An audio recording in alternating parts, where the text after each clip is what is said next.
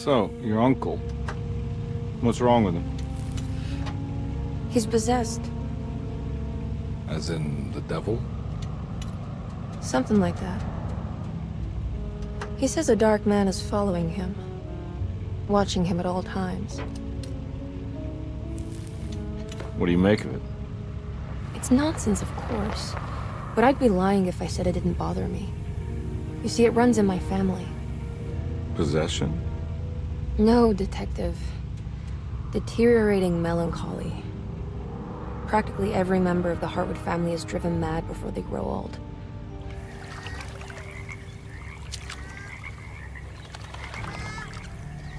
But Jeremy didn't kill himself. Is that why he's at your setup?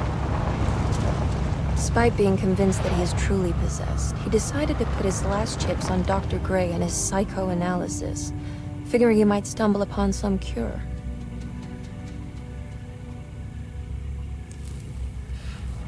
You mentioned the letter. I received a disturbing letter from Jeremy accusing the staff and all the other patients of being involved in some cult. And now they are also out to get him. Could it be real? Or is it all just in his head? It's a story he tells himself, Mr. Carnby. Anything to avoid the truth. Which is? That we're all terribly insignificant. That people mean so very little to one another. That there is no one out to get Jeremy Hartwood because he isn't worth getting. Here we are.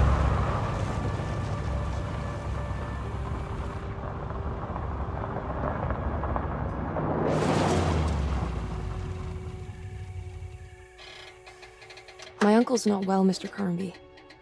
I want to make sure he's all right. Then what's my part in this? You couldn't get a cab?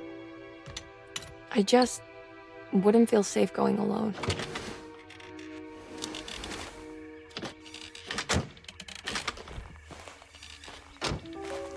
Did you bring a gun?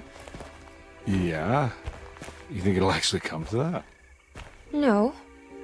But you might need to wave it around depending on how agreeable the staff will be. What exactly are we gonna do when we find Jeremy? I don't know. Let's just find him first.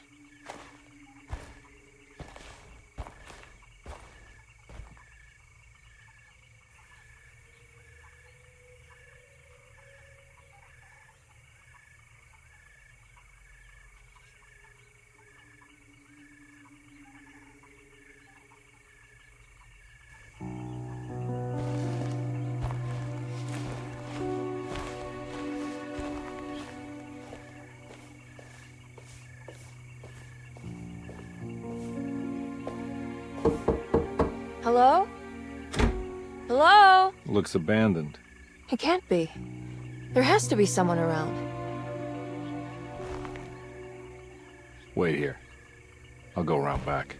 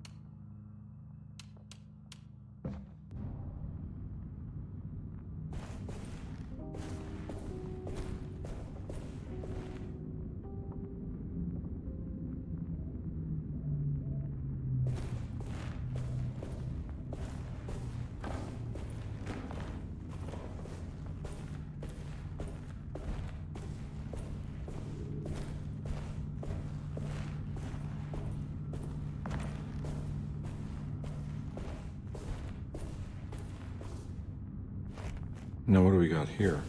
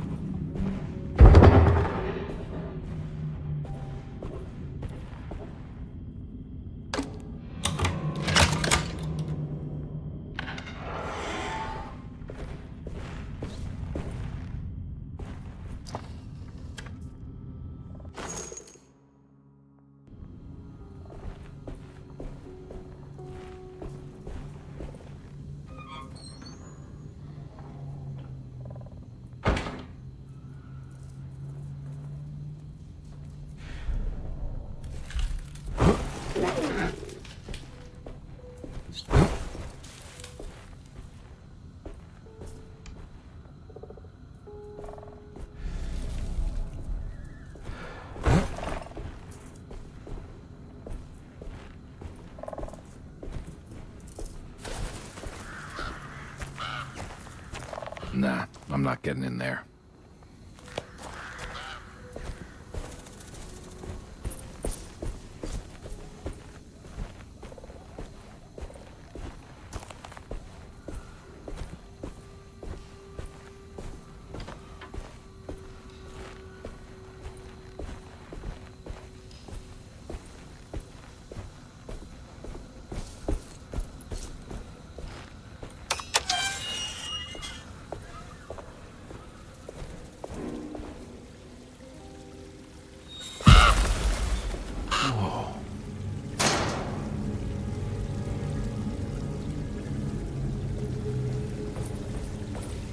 That's one big tree to fit inside a conservatory.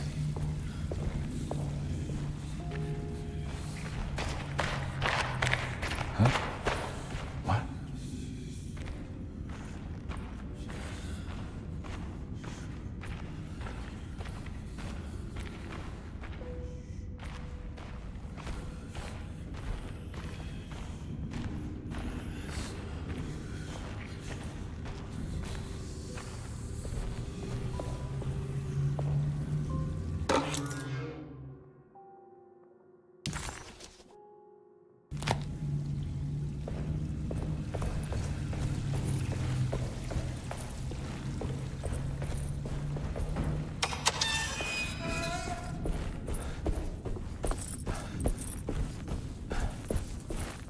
Nah, I'm not getting in there.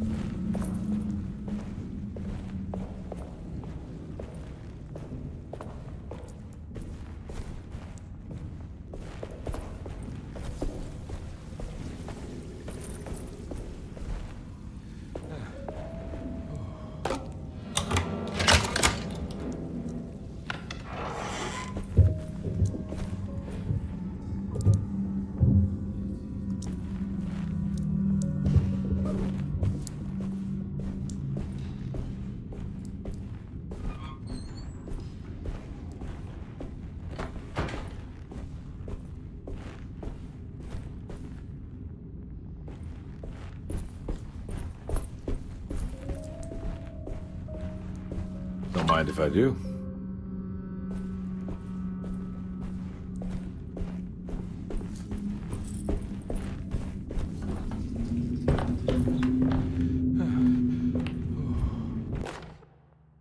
Every day your silence weighs a little heavier. It's been a difficult year for everyone, and many have lost all hope. I read in the papers about people suffering. Pictures of dust-covered landscapes without a drop of water. I wish I knew if you were still tending the earth or if you had turned your back against us. I have started to look for help elsewhere. I pray you will tell me if I am going down a path that you find disagreeable. With help from Baptiste and Charlotte, I found comfort in the practice of the voodoo. I have long been skeptical of that Caribbean cult, but it's been of good use to me. It seems all harmless in my book. I say some words dreamt up by the Creoles, and I carry around a small pocket of gree-gree. Nothing of this is mentioned in the Bible, of course, but the French Quarter priestess tells me it's all connected. She says the Christian God is just one more perspective on the creator of things. That's what I like to think, but the other way around, that the spirits of her faith are just aspects of you, our Heavenly Father. I am so grateful for the words you gave Mr. Hartwood. We will sing your praises at St. John's Eve. The world will be blessed soon again. Only the sacrifices of the Old Testament compare to your demands. Let it be the truth. A mother of earth, wood, and dirt. A mother of 1,000 young. Sacred sand, $1. Black cat oil, $1.50. Devil shoestrings, a quarter. That makes $2.75, madame. What was that you were telling the doctor? A goat without horns. What does that mean? Ah, you must have misheard me, madame. I said no such thing. Please, I know I don't look like any of you, but I'm devout. I'm ready to do what it takes. Do not be so eager to sacrifice the few things you have left, madam. Now please, leave my store. A goat without horns.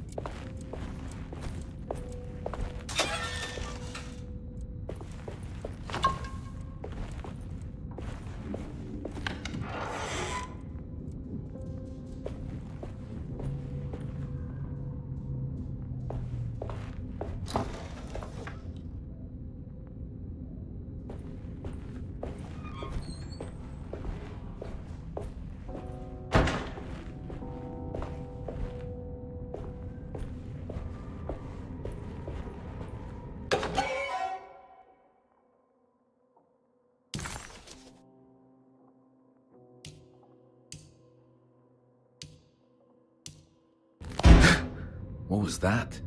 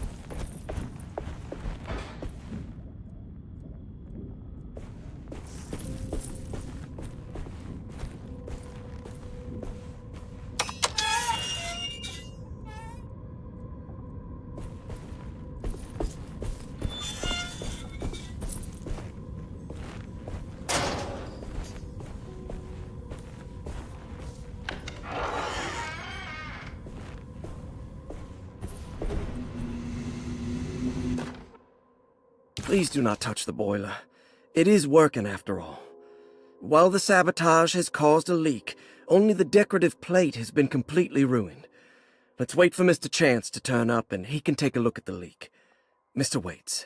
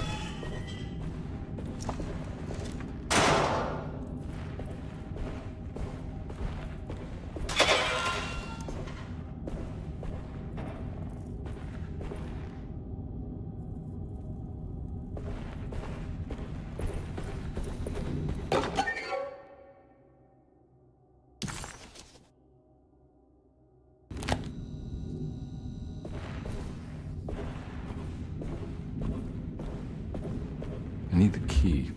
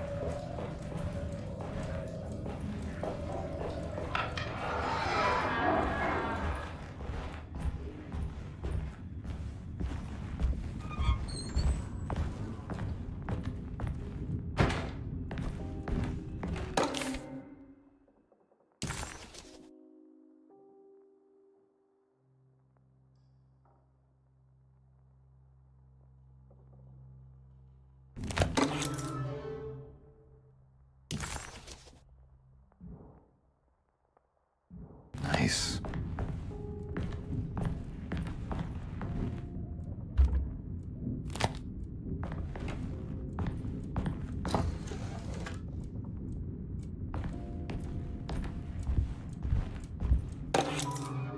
Sunday, June 22nd. I spent all day looking for Jeremy.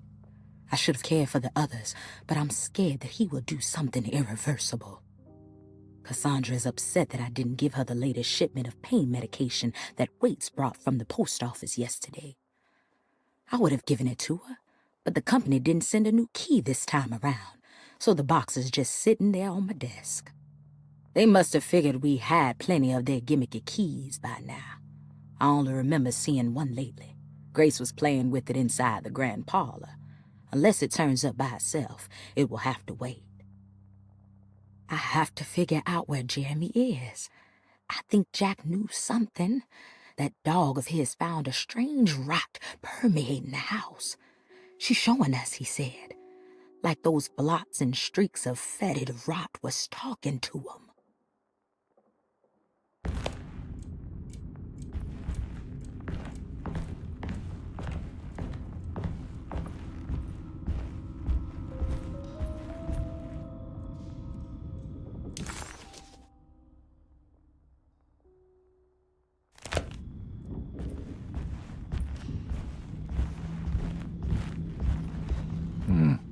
I need the key.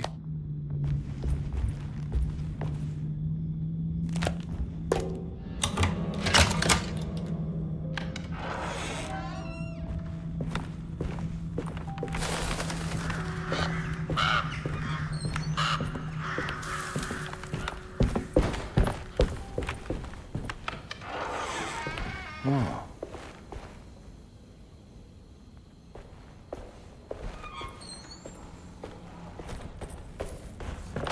I need the key.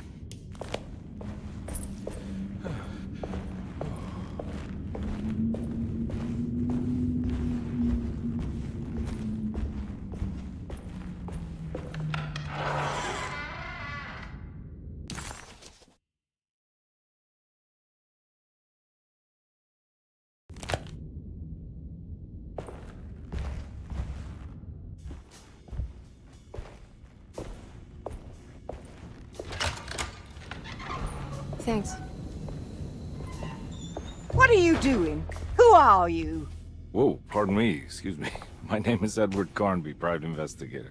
I hope you don't mind we let ourselves inside. I do mind. This is private property. You can't just barge in here. I'm sorry about all this, but I'm looking for my uncle. It's urgent, and no one was answering the door. We can't hear you knocking anymore. None of us can. Who is your uncle, darling? Jeremy. Am I right? She has that Heartwood gloom, doesn't she? That's right. I'm Emily Hartwood. I just came to make sure my uncle is all right. Well, he is unavailable right now. You will have to come back another day. Unavailable how? Is he sleeping? We can wait. He's lost. Don't I know you from somewhere? Who's your man again, Miss Hartwood?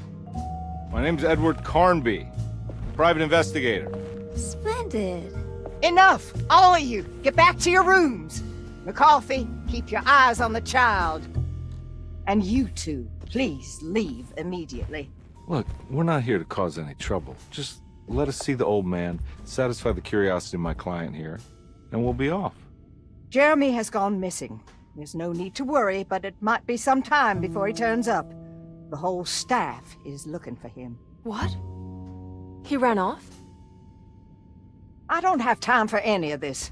Please, come back tomorrow. All right, in that case, we'll just wait in his room. You don't mind, do you? It's upstairs, right? Wait, you can't. Don't worry, we'll be discreet. In the corridor. It's the first door on your left. I'll tell Dr. Gray you're here. Excellent. Thank you, madam.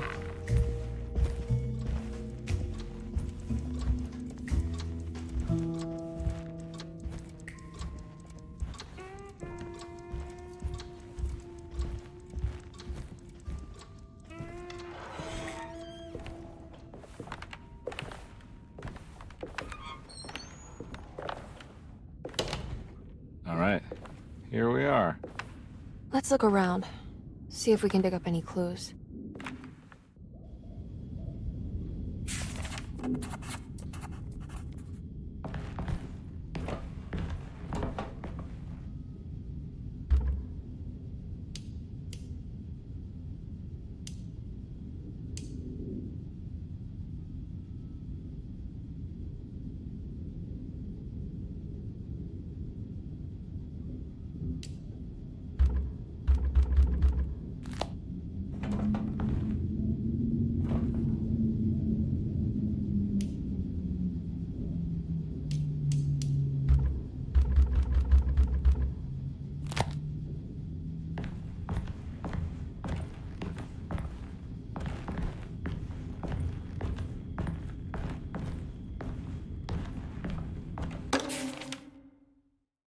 Every night the dark man stands opaque at the threshold of my room, counting the days until my spirit spills out of my tired shape. Only his pallid mask shelters my remaining sanity. Staring directly into the face of that demonic sultan would surely sunder time itself. Would he have looked the same to my father as he struggled for his life? Does his veiled face haunt my niece quite the same way? I wish so that I could rest my soul in that sunburnt convent of Tarawea. Would I find you there, Juan? Or Senora Pirosi, back from the beyond? Every night I hide from him, moving from one misshapen memory to another. Scenes conjured out of fantasy and delirium. Places I struggle to even paint. I wish I understood your death, Senora. Is there anything I could do for you but bury you in that bleak necropolis? That triumphant chapel rising above the ledges and the oven vaults shall be your sepulchre, where you may rest, and I shall weep.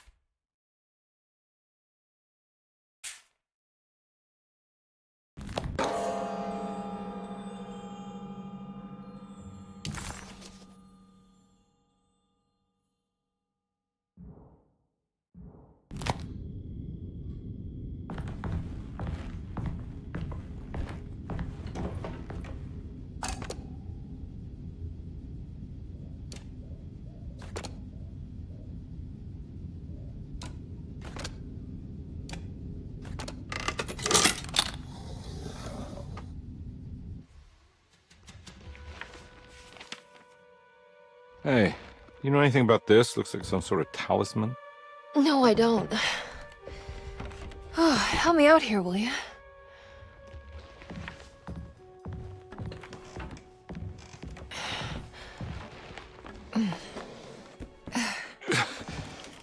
I would kill the guy to throw some of this stuff out. I'd be crazy too if I had this much junk lying around.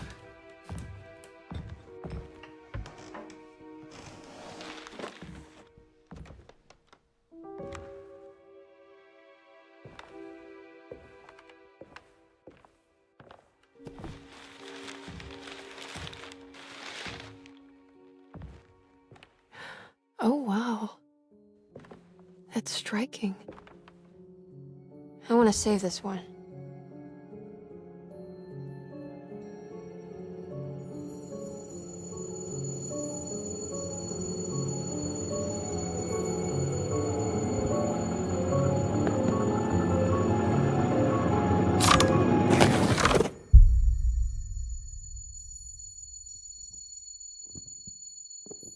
All right, come on. I want to go see Dr. Gray.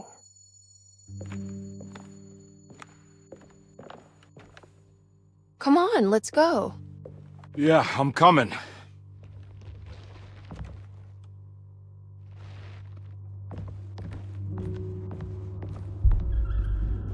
Miss Hartwood. Emily?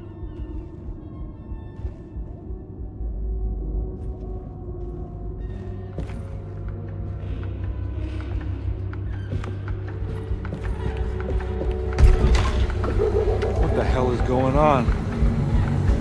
Where am I?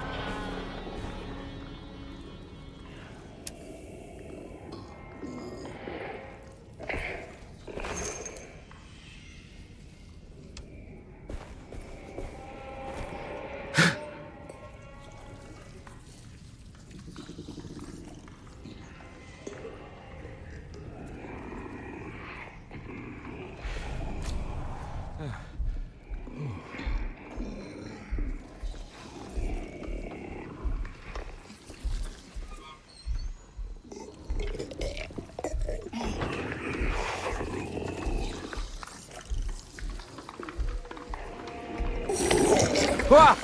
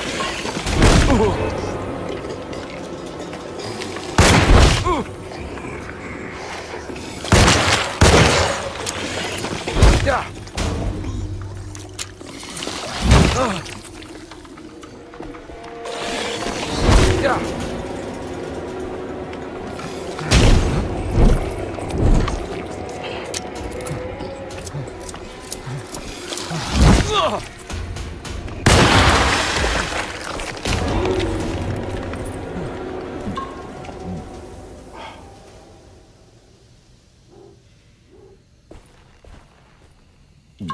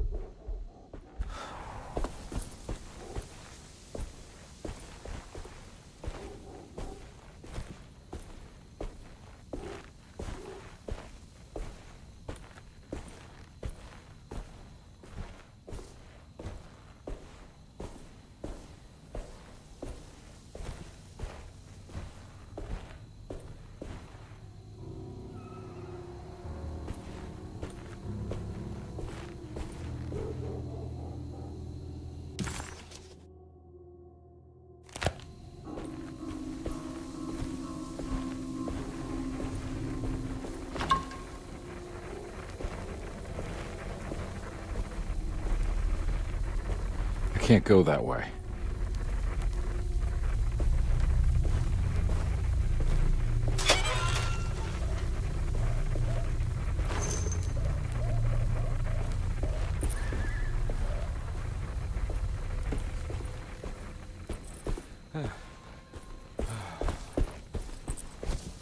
What the hell is going on?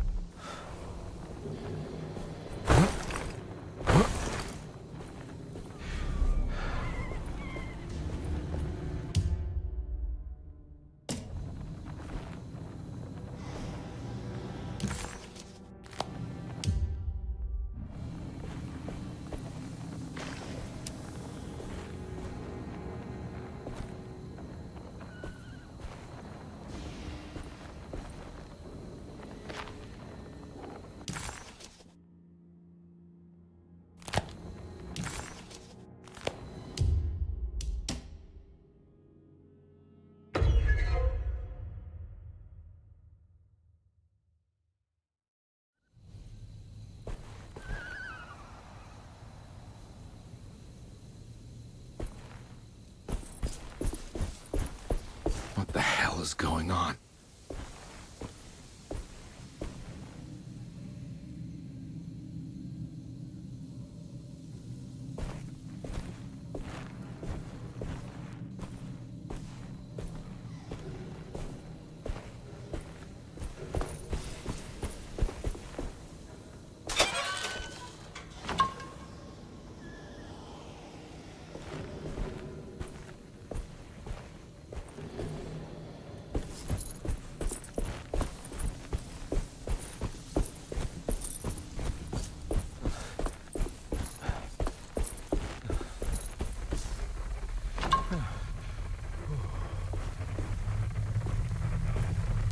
I can't go that way.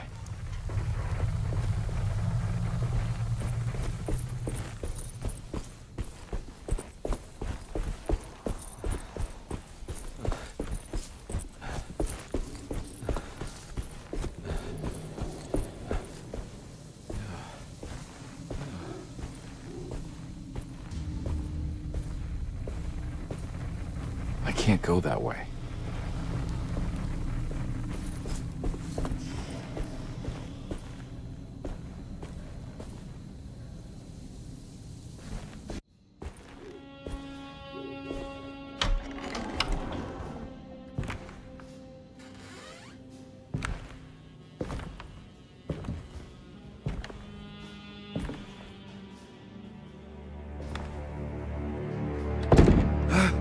let them get inside, compare. They're not the good kind. Are you... Is this your store? There are no owners here. We both strangers in Jeremy's story. Jeremy did this. How? The pact with the dog man. Jeremy warned us, but we didn't think much of it. I'm Detective Edward Carnby. I was hired by Jeremy's niece to find him. Oh, yeah? How much she paying you? $150. She's sure getting her money's worth tonight. Are you a thinking man, compare? No, not if I can help it.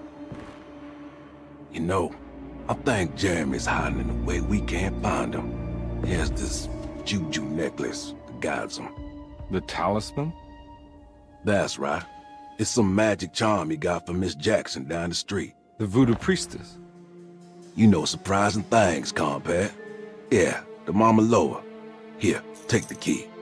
I locked the gate to save her place from all the ghouls and goblins getting inside. Maybe if you go there, you can find some clues to show you the way. Thanks. I'll have a look.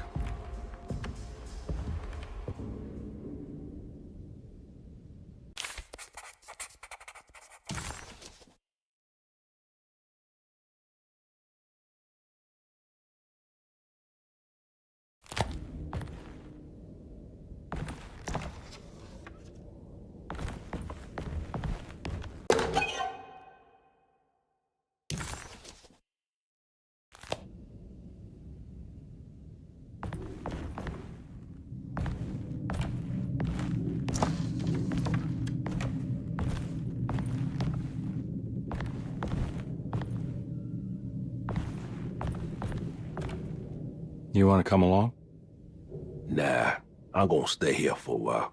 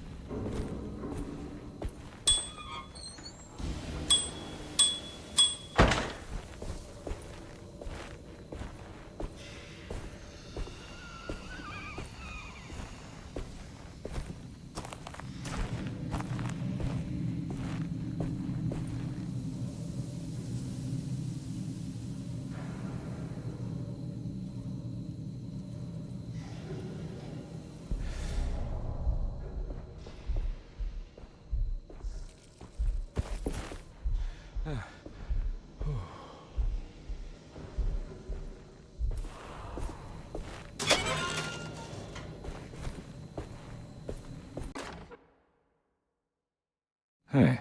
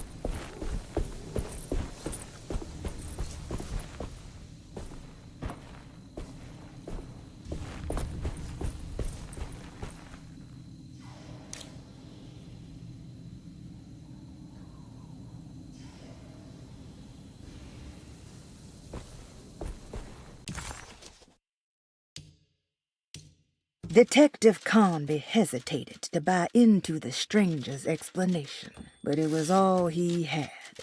Baptiste, this mountain of a man, seemed to suggest that this other world they had been pulled into was built from Jeremy's scattered memories. It sounded crazy to him, but Conby couldn't exactly deny the situation he found himself in. Baptiste believed Jeremy was able to move freely between worlds using a talisman he got from Miss Jackson, a voodoo witch doctor that made a good living from alleviating the rich from their ailments and their money. In hope to find Jeremy, or a way back to Deseto, Conby set out to investigate Miss Jackson's place.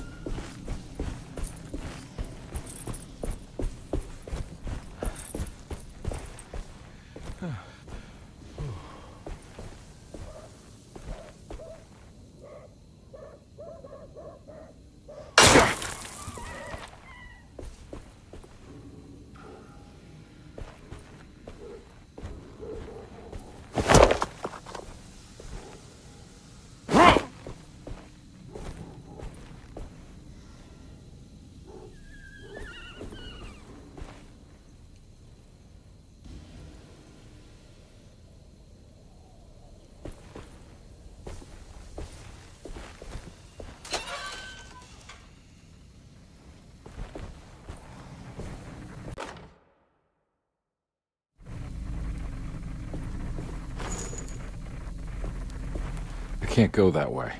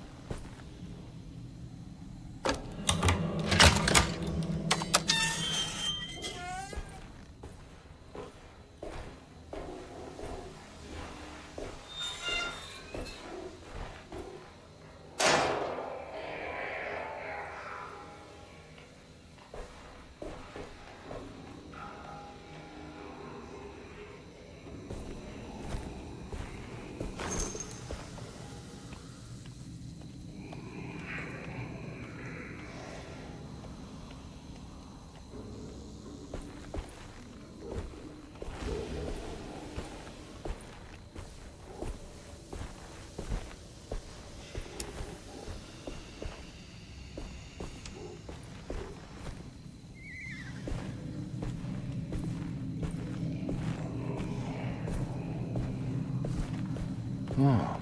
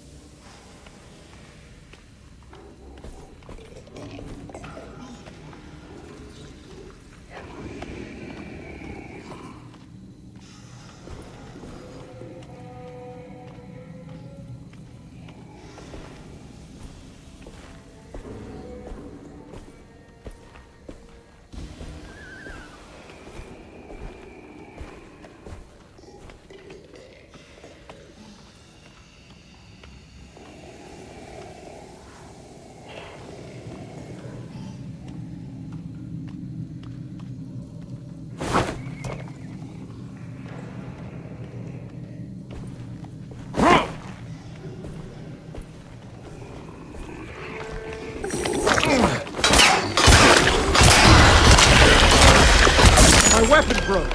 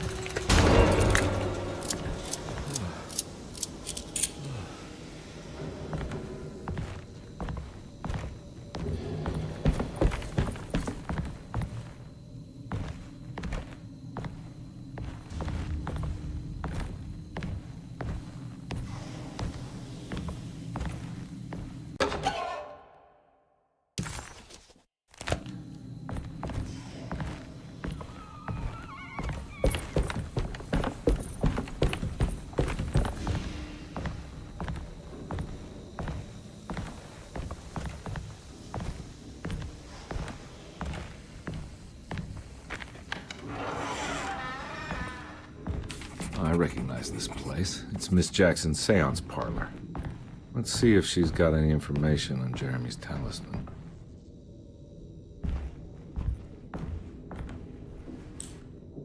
It's the talisman, like the one in the painting.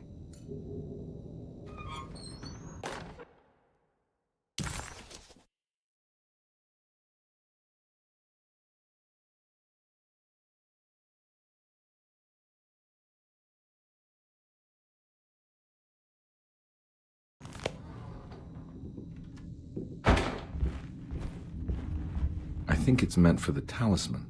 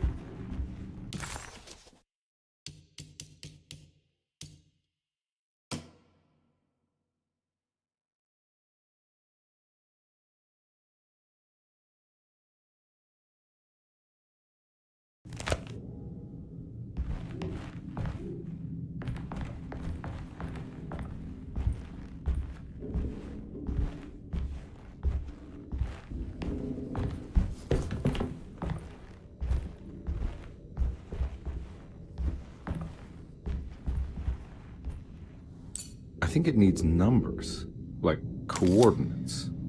Maybe there's something in Jeremy's notes.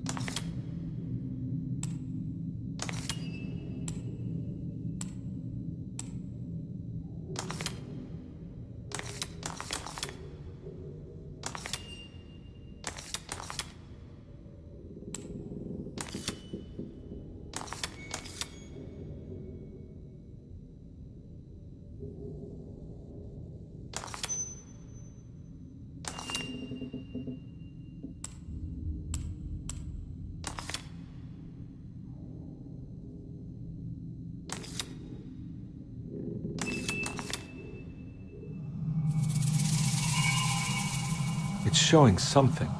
A place? Where is that? Huh.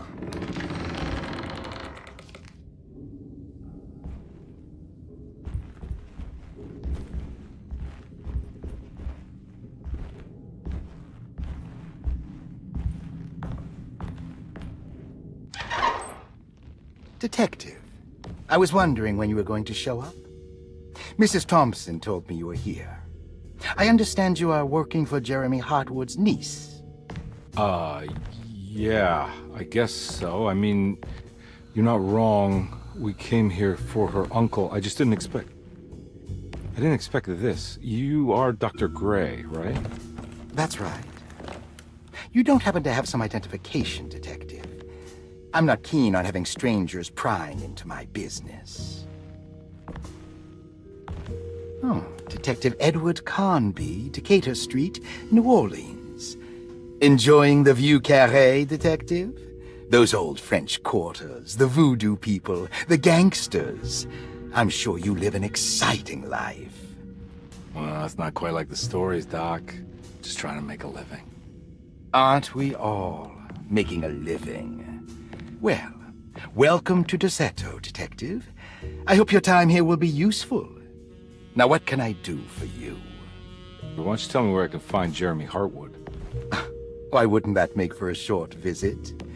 I wish I could tell you, but I'm afraid I don't know. A drink, Detective? Anything brandy. Oh, you do belong in the French quarters, Detective. Armagnac or cognac? You know, just give me the cheap stuff. I'm not much of a connoisseur. Having low standards is not a virtue, Detective. Let me see if I can broaden your perspective. What can you tell me about Jeremy? I wouldn't want to go into details about his condition. Doctor-patient confidentiality. I'm sure you understand. Sure, but he is crazy, and he's gone missing. Why? Here, try this. Ooh, it's good. Got a bite? It's called a sidecar. The trick is not to be afraid of the tartness of the lemon. Then, for goodness sake, don't overdo the triple sec. Okay, what can you tell me about Jeremy? Well, let me think. He is an anxious man, constantly worried about events not presenting themselves according to his model of predestination. He complains about things not being carried out in the right order, and that some things simply shouldn't be. Is any of this helpful to you? Not really. I was hoping for some direction, where to look next. I'm sorry. I have nothing for you then. You should talk to my orderlies. They have been looking for him for a while now. I'm sure they would appreciate your help. Yeah, I ran into Batiste earlier. Come to think of it, he might have given me a lead. Oh, excellent. So your investigation is already underway. I'm gonna go, but I'm sure we'll meet again. Looking forward to it. Safe returns.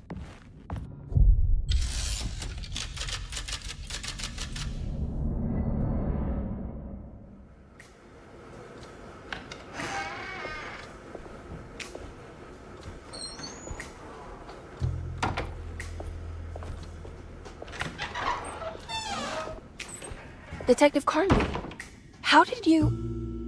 where did you go? I was just talking to Dr. Gray. You disappeared. No, it's not what you think. Have you found anything strange going on here? Yes. Everyone is being incredibly evasive and I can't figure out why. No, I mean something you can't explain. Paranormal, even. Detective, I really need you to get yourself together. I can't do this alone. Forget it. I'll figure it out. Do you want to come see Dr. Gray? No, I want to try something. With this talisman, I think I can follow Jeremy to the place he mentioned in the book. What was the name? Do you remember something Spanish? Tarawea. Yeah, that's where I need to go. Detective, are you gonna be all right? Yeah, of course. Go talk to Dr. Gray. We'll rendezvous later.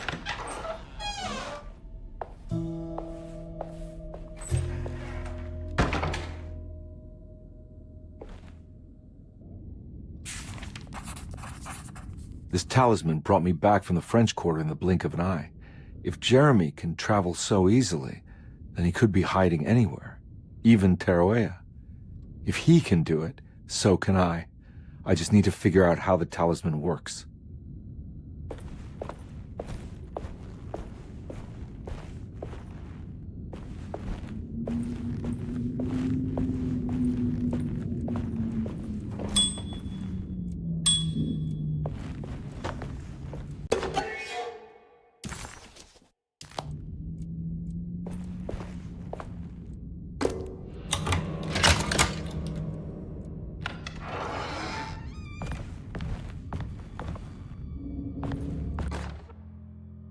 Paul, you're right about the plates on the boiler and the clock. They have been sabotaged, and I think I know who did it. They have something to do with Jeremy's episodes and how he seems to disappear at night. Right now, it's important that you keep an eye out for any of the pieces. I want to find out if I can repair the plates. Let me know if you find any of them. Lottie. Tell Lottie to take a look at the well in the kitchen garden.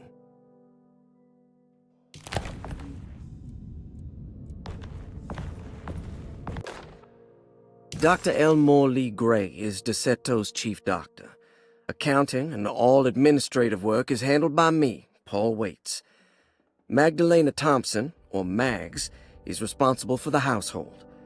Jean-Baptiste and Charlotte Tabois are responsible for keeping the guests' medical regimens in check. Finally, Jack Chance is our gardener, who can occasionally be seen in the conservatory, but is for the most part busy outside. There are currently 6 guests at DeSeto. Malcolm McCarthy and Ruth Tallant reside on the first floor. Jeremy Hartwood, Elisabetta Perosi, Grace Saunders, and of course Cassandra Beauregard live on the second floor.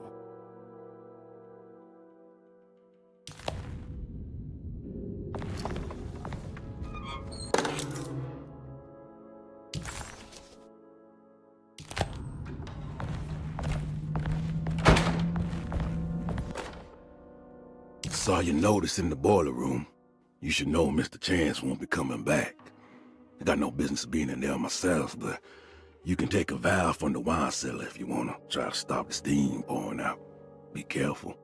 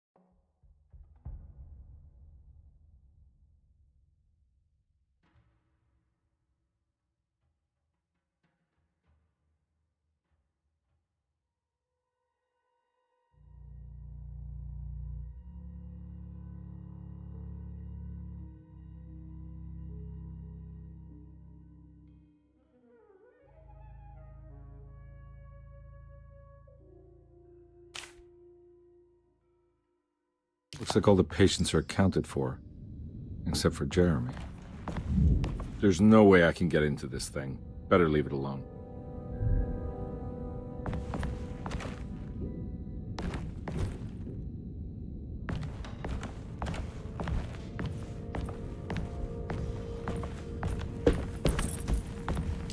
I need the key.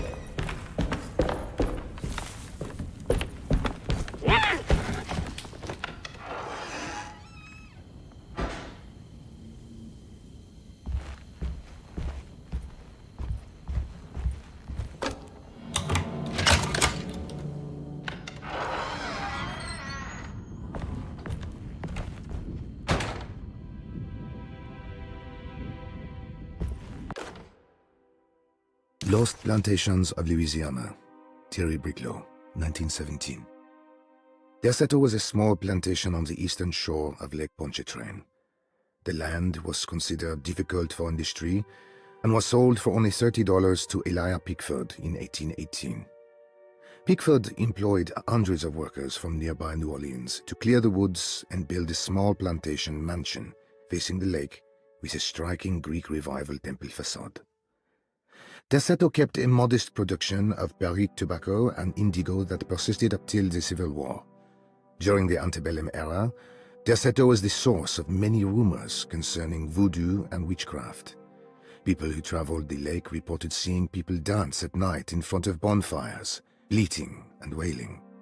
On June 17, 1862, Captain J.W. Norton of the Union Army recounts leading a raiding party from ships anchored in Lake Pontchartrain in order to seize control of Derceto and free the slaves working there.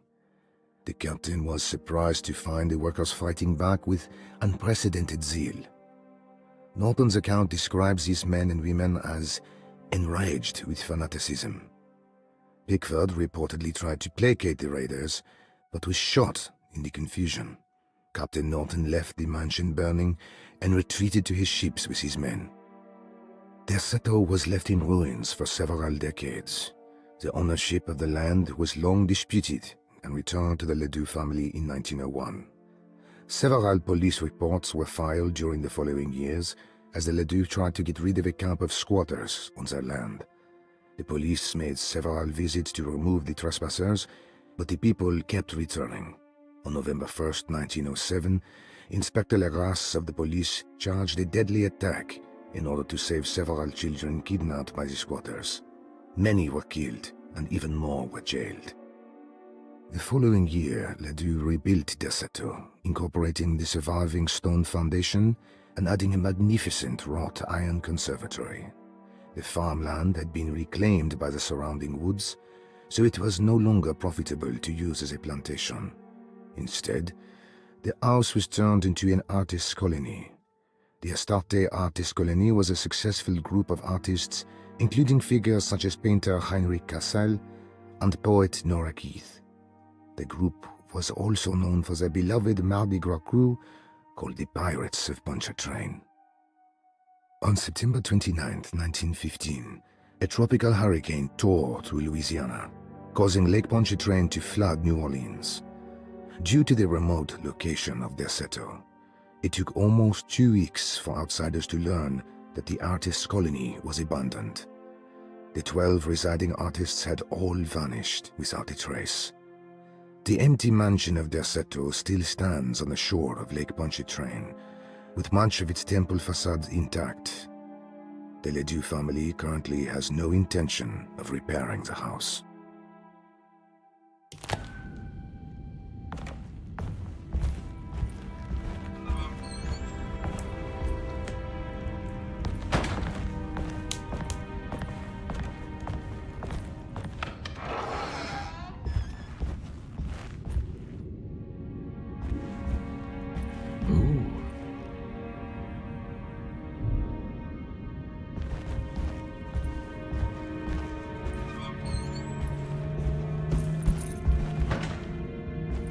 It's wedged shut.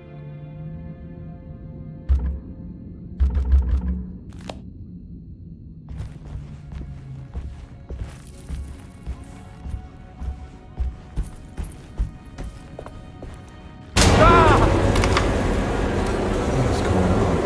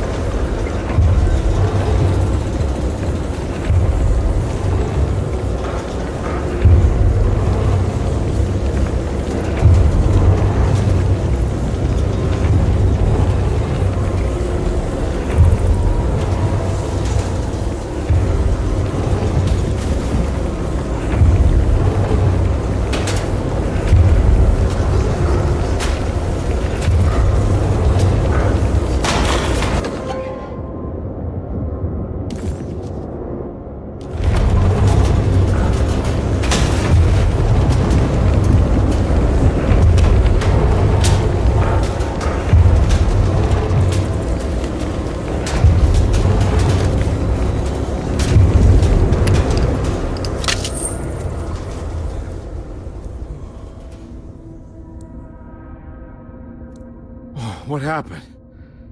Everything's normal again? Right.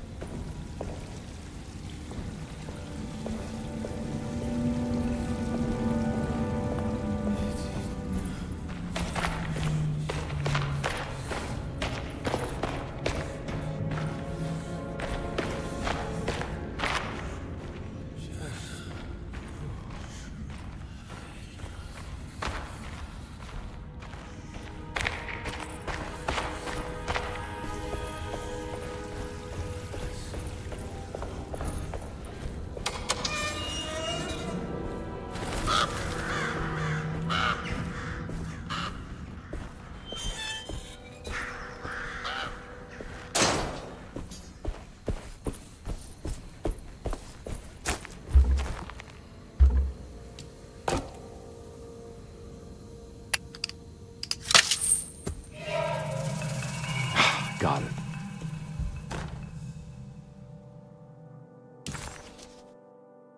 Okay.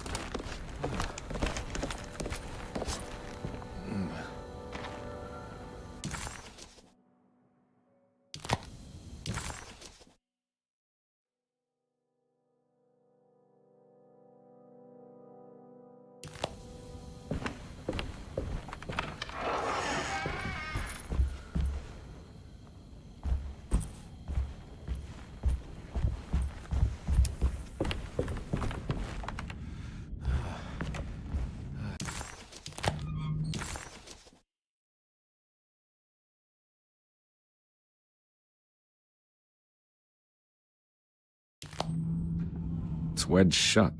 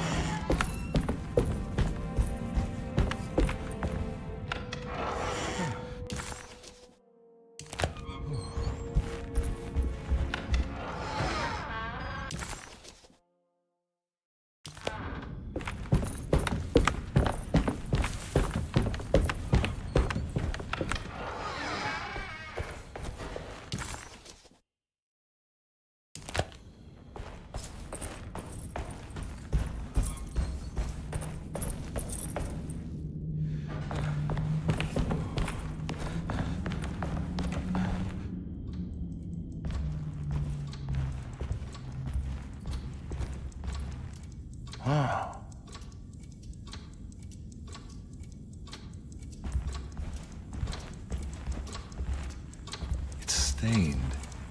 Looks like some kind of rot. This must be the clock that Jeremy wrote about in the commonplace book. Huh. Looks like the plate that held the talisman in the seance room. But it's broken and missing some pieces.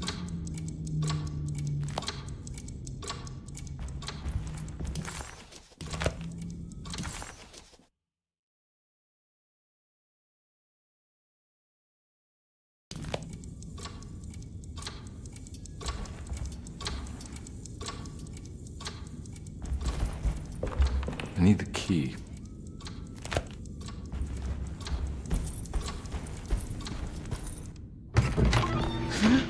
Yeah, sorry, Detective. Didn't mean to obstruct justice or anything. That's fine. You know, I'm kind of busy with my own case of a missing person.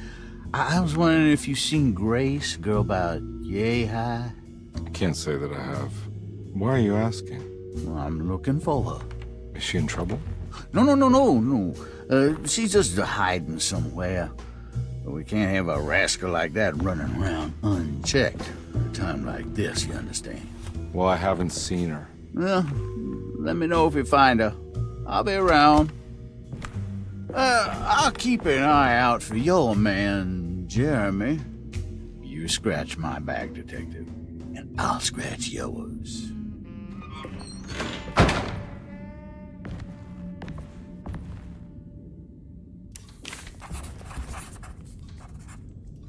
McCarthy reminded Detective Conby of an old barfly he used to know. He detested him. There was no getting around it. McCarthy was going to have a hard time getting on his good side.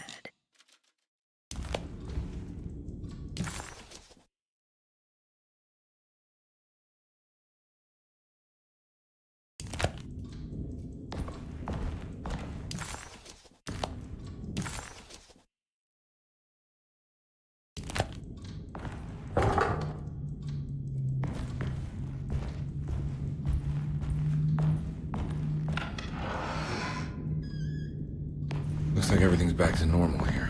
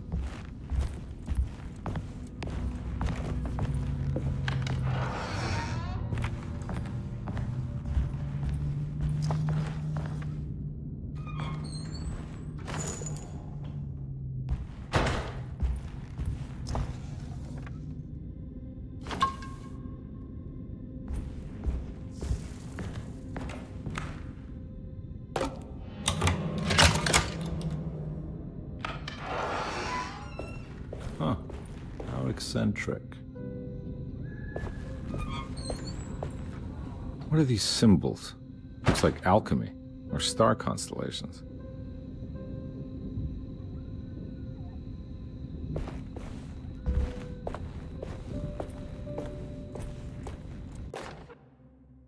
I need to remember how to get them out again. They are locked up for good reason. I am sure she is still able to whisper the answer in the ears of the wrong people. But not for long. I will see her burned soon enough. That black goat will be sacrificed to put an end to it all. Then it will all be over. No more Derceto, and sadly, no Astarte. Those good pirates of Pontchartrain. May you still sail the lake, until you find the shores of Hali.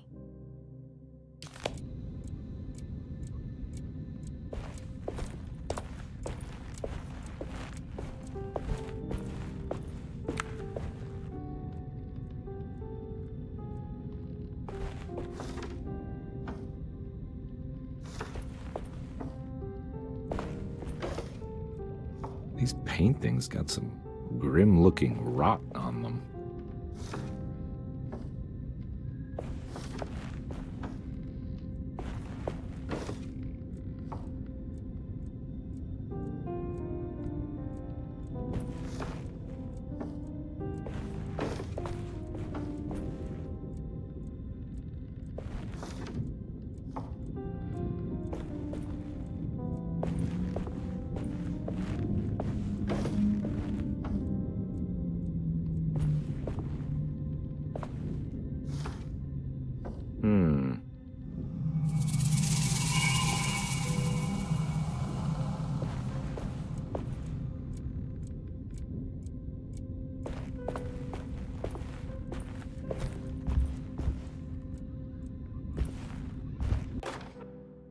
I did it!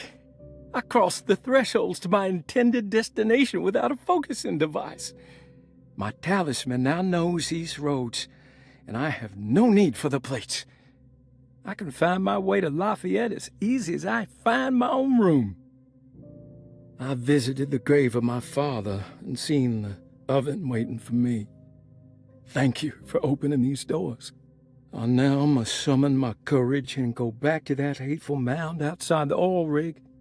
I hope you'll be feeling better when I return. Jeremy.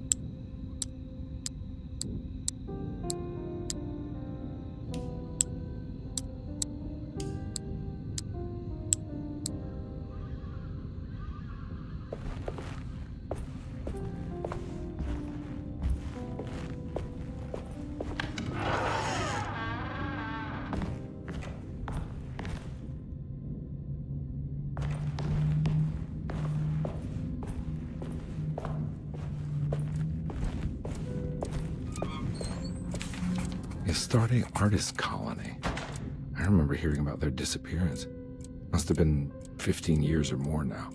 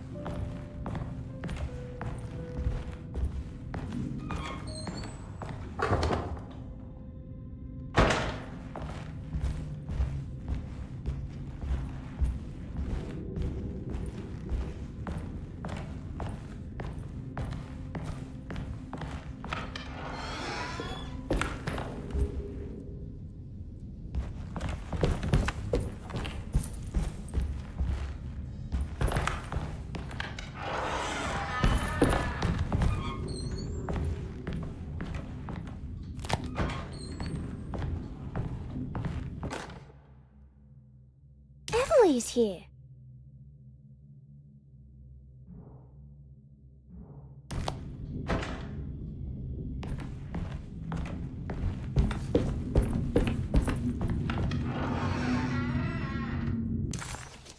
The simple astrology cipher was a favorite among the artists who lived in the house 20 years ago. They easily turned into numbers when needed, but also acted as signatures for the members, as there were only 12 of them.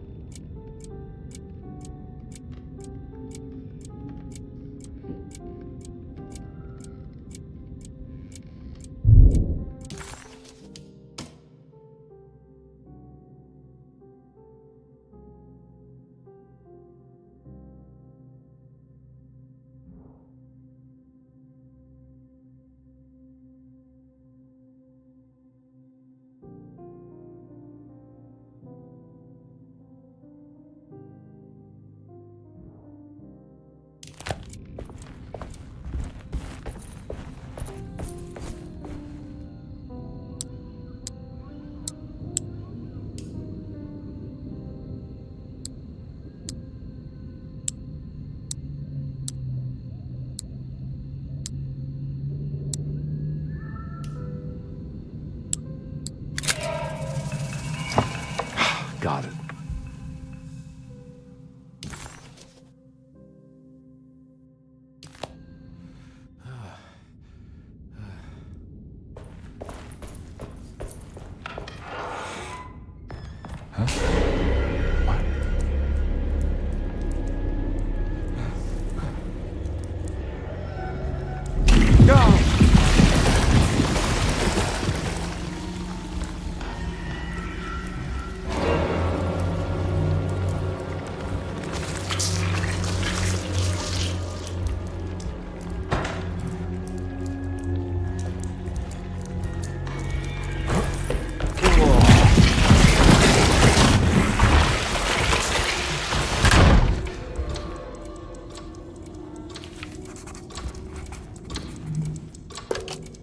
What the hell is going on?